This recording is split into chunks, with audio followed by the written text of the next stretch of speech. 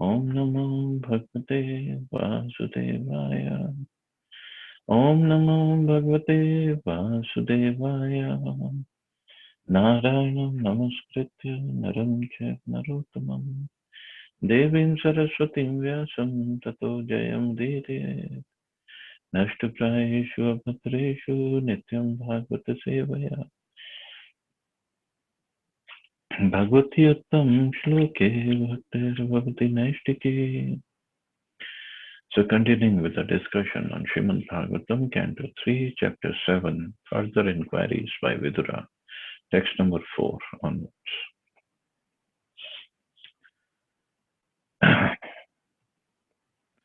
Asrakshit Bhagwan Vishwam Gurnamayatma Mayaya Taya Sanstapya Tedya Bhuya Pratyapidhasyati.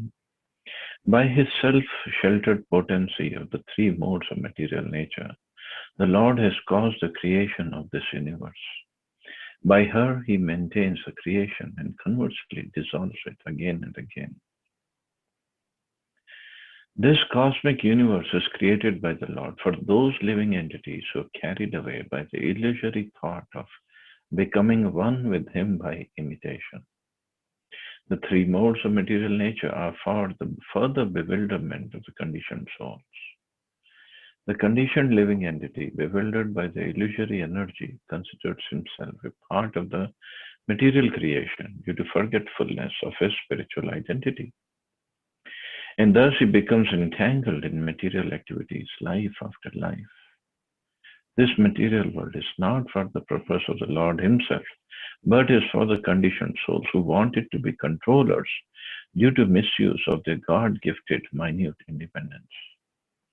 Thus the conditioned souls are subjected to repeated birth and death. So Prabhupada is explaining that this material world is basically three modes of material nature. It's controlled by them. So it's there to control the living entity, conditioned living entity, who wanted to become like God, but he cannot be like God because God is never under the material modes. We are. So how can we even at any moment say, oh, we are God, you are God, I am God, everybody is God? It's nonsense. And that's why Prabhupada said this material world is not for the purpose of the Lord himself, but is for the conditioned souls who wanted to be controllers. And why they wanted to be controllers? Because they misuse the minute independence that God has given them. This is what we have been doing life after life. And first time we fell down, this is what we were doing, or we wanted to do. Text 5. Deshatah kalato yo asaha avasthatah swato anyatah aviluptava bodhatma sayujjeta jaya katam. The pure soul is pure consciousness, is never out of consciousness, either due to circumstances, time, situations, dreams, or other causes. Then how then does he become engaged in a sense? So pure soul is pure consciousness and is always like that. So how he becomes engaged in nescience or ignorance? The consciousness of the living being is always present and never changes under any circumstances, as above mentioned. When a living man moves from one place to another, he is conscious that he has changed his position. He is always present in the past, present, and future, like electricity. One can remember incidents from his past and can conjecture about his future also on the basis of past experience. He never forgets his personal identity, even though he is placed in awkward circumstances.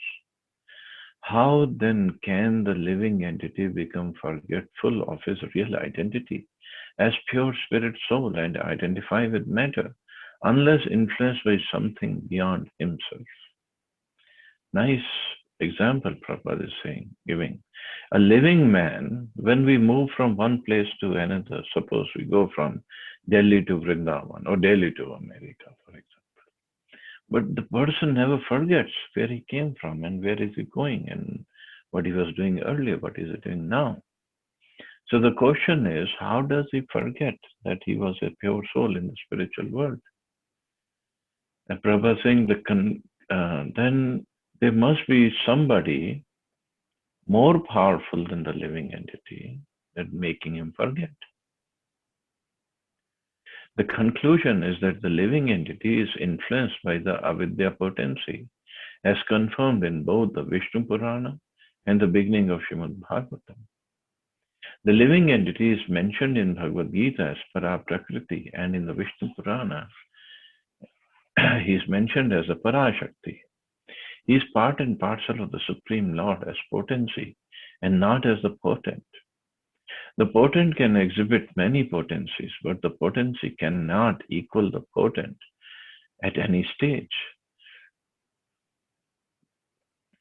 So conclusion is that the living entity is influenced by the avidya potency. So avidya is also energy of the Supreme Lord. He is a potent one. From him comes all the energies. And Prabhupada is saying one energy can overcome the other energy. Because Jiva soul is also energy. And the avidya shakti is also energy. One potency may be overcome by another potency, but to the potent, all potencies are under his control. So for every potency, every Shakti, every energy of the Lord is under his control. But sometimes one energy can overcome or become more powerful or overpower the other potency. The Jiva potency or the Kshetragya Shakti of the Lord has a tendency to be overpowered by the external potency, avidya karma sangya. And in this way, he is placed in the awkward circumstances of material existence. The living entity cannot be forgetful of his real identity unless influenced by the avidya potency. Because the living entity is prone to the influence of the avidya potency, he can never become equal with the supreme potent. So the living entity somehow comes under the influence of avidya or ignorance potency.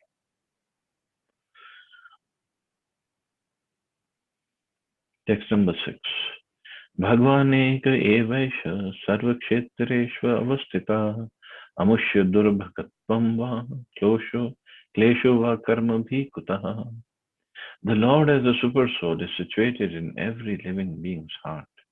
Why then do the living entities' activities result in misfortune and misery? The next question put forward by Vidura to Mathwar is, why are the living entities subjected to so many miseries and misfortunes in spite of the Lord's presence in their heart as a super soul? Why do we suffer? The body is considered a fruitful tree, and the living entity and the Lord as super soul are like two birds seated in that tree. The individual soul is eating the fruits of the tree, and with the super soul, the Lord is witnessing the activities of the other bird. A citizen of the state may be in miseries for want of sufficient supervision by the state authority, but how can it be possible that a citizen suffers from other citizens while the chief of the state is personally present? It's a nice question Viturji is asking. How come the super soul is there next to the living entity, and how come he suffers? From another point of view, it is understood that the jiva, living entity, is qualitatively one with the Lord, and thus his knowledge in the pure state of life cannot be covered by nescience, especially in the presence of the Supreme Lord. How then does the living entity become subjected to ignorance and covered by the influence of Maya? The Lord is the father and protector of every living entity, and he is known as Bhutabhrit, or the maintainer of the living entities. Why then should the living entity be subjected to so many sufferings and misfortunes? It should not be so, but actually we see that it happens everywhere. This question is therefore put forward by Vidura for solution. So Vidura is asking these wonderful questions. Like 7. एतस्मिन् मे मनोविद्वन् खिद्यते अज्ञानसङ्कटे तन्नः पराणुद्विभो कश्मलं मानसं महत्. O great and learned one, my mind is greatly influenced, illusioned by the distress of this nescience, and I therefore request you to clear it up. Such mental bewilderment as represented here by Vidura takes place for some living entities, but not for everyone. For if everyone was bewildered, there would be no possibility of a solution by higher personalities. So everybody is not bewildered. The spiritual master is certainly not bewildered. So that's why Maitreya Rishi can answer these questions. Text 8. Shri Shukuvacha Saitam Chodita Kshatra Tattva Jigyasuna Munihi Pratyah Bhagavad Chitta Smaya Nivgat Smaya. Sri Shukdev Goswami said, O King Maitreya, being thus agitated by the inquisitive Vidura, at first seemed astonished, but then he replied to him without hesitation, since he was fully God conscious. Since the great sage Maitreya was filled with God consciousness, he had no reason to be astonished at such contradictory questions by Vidura. Therefore, although as a devotee he externally expressed surprise as if he did not know how to reply to those questions, he immediately became perfectly settled and properly replied to Vidura. Yasmin vigyate sarvam evam vigyatam bhakti. Anyone who is a devotee of the Lord knows about the Lord to some extent, and devotional service to the Lord makes him able to know everything by the grace of the Lord. So that's why this grace of the Lord, and that's how the devotee knows, because of mercy of the Lord, because of his rendering devotional service unto the Lord. That's why it is a Yasmin Vigyate. One who knows Krishna, he knows everything. Of course, he knows everything to the level of his surrender, in the proportion of his surrender to Krishna. But still, he is better than anybody who is not a devotee.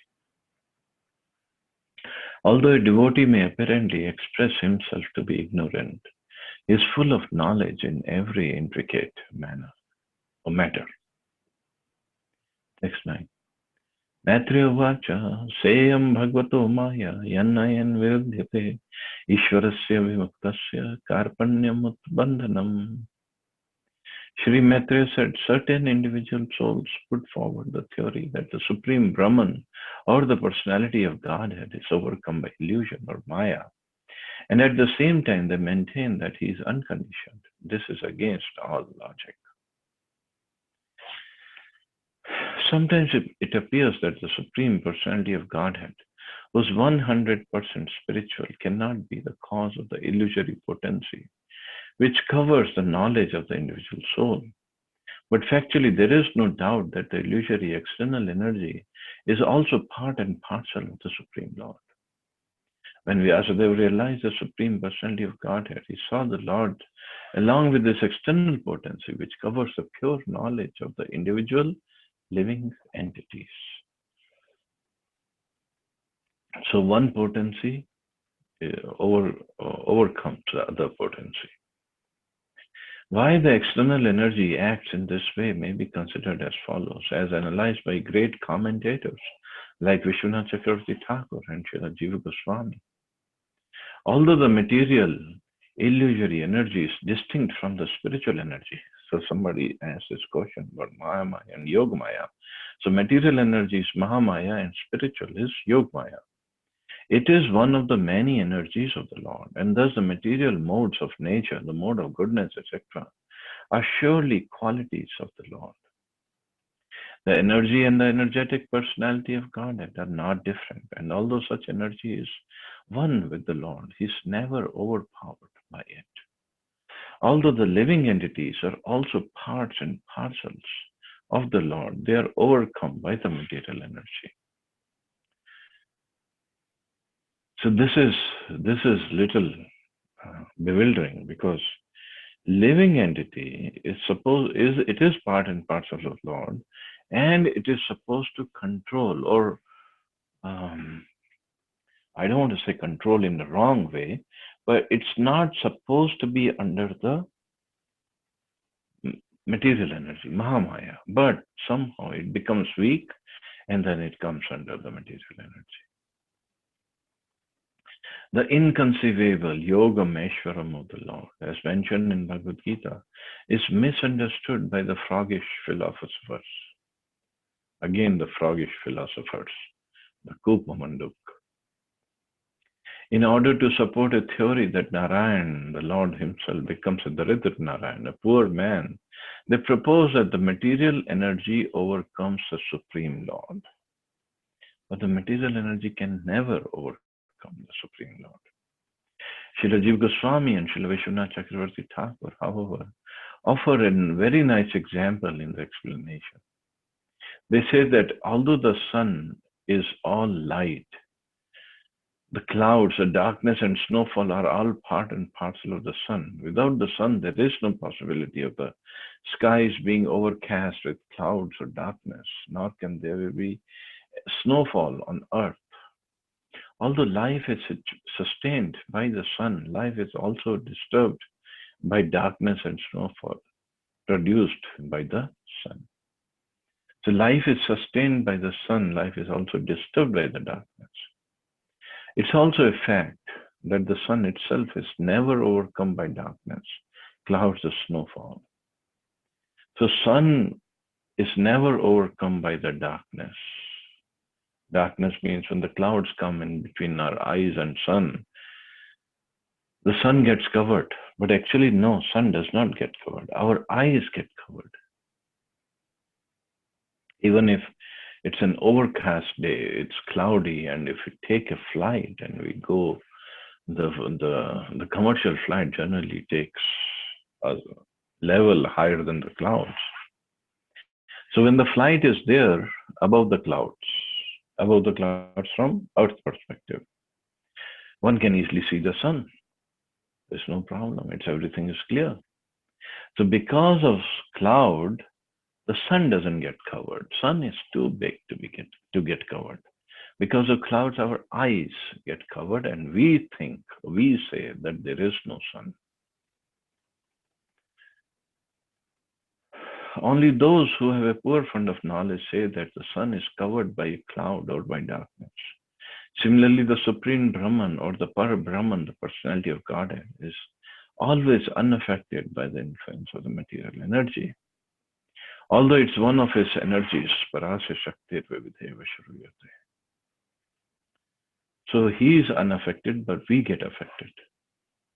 There is no reason to assert that the Supreme Brahman is overpowered by the illusory energy. The clouds, darkness, and snowfall can cover only a very insignificant portion of the sun's rays. Similarly, the modes of material nature may react upon the ray-like living entities. A very long purport.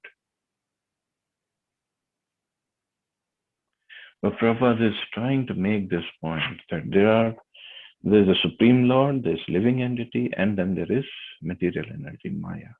So Maya can only affect, it can overpower the living entity. Although the living entity is very strong, much stronger than Maya, but still he gets overpowered because of his desire to control the material nature.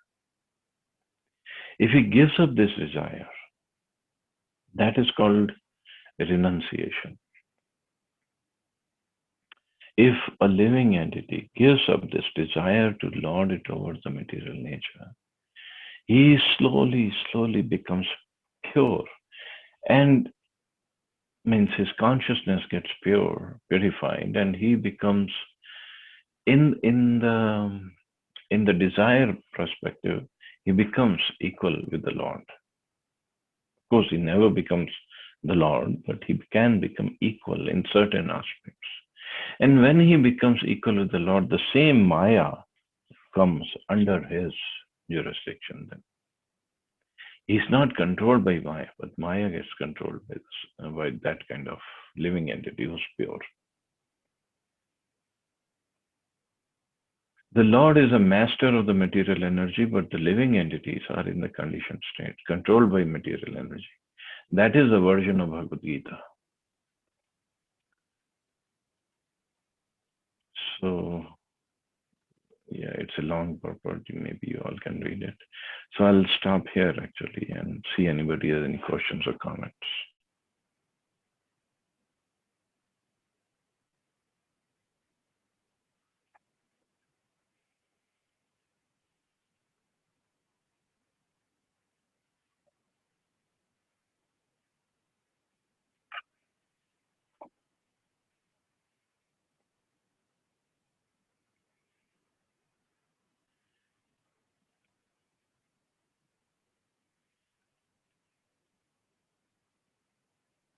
I guess no questions. We'll stop here. You all have a wonderful day. Hare Krishna. Jai Srila Prabhupada.